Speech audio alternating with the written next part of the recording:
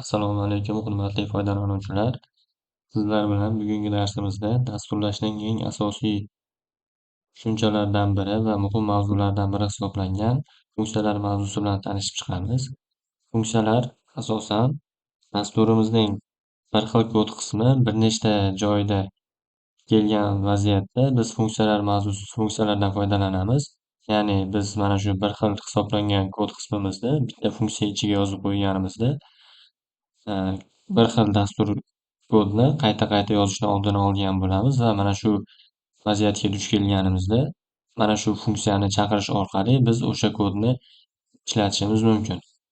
Dasturlashda funksiya yaratishimiz uchun biz funksiyani kiritishimiz uchun, ya'ni def so'zidan foydalanamiz. Ya'ni bu ingliz tilidagi define so'zidan kelib chiqqan hisoblanadi. Ya'ni define bu aniqlash so'zidan kelib chiqqan.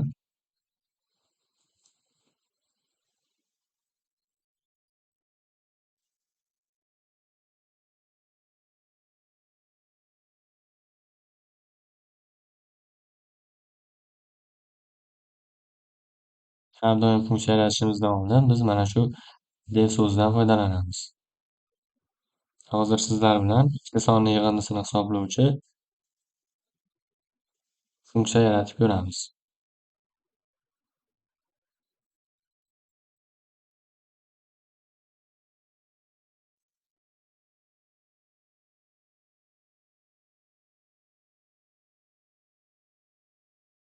Def ya'ni bizga kerak bo'ladigan summa, ya'ni ikkita sonni yig'indisi summa degan funksiyani yaratamiz.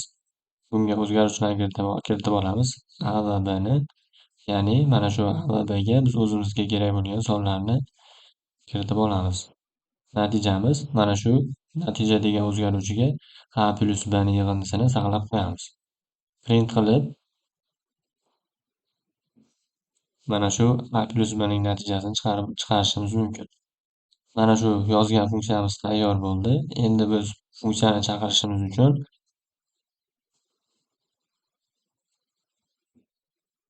print so'zidan foydalanamiz. Ya'ni mana shu funksiyani chaqirishda, ya'ni biz A va Bga qiymatlarni berib olamiz, ya'ni print summa funksiyamizning nomi, ya'ni print summa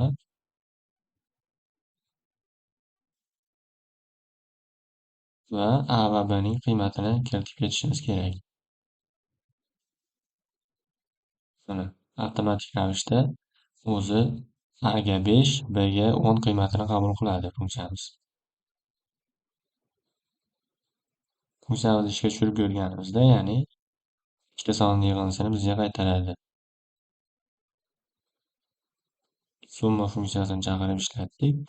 Ya'ni mana shu boshlang'ich qismida funksiyamizni yaratib qo'yib, dasturimizning kerakli qismida print, ya'ni mana shu summaga murojaat qilib ishlatishimiz mumkin.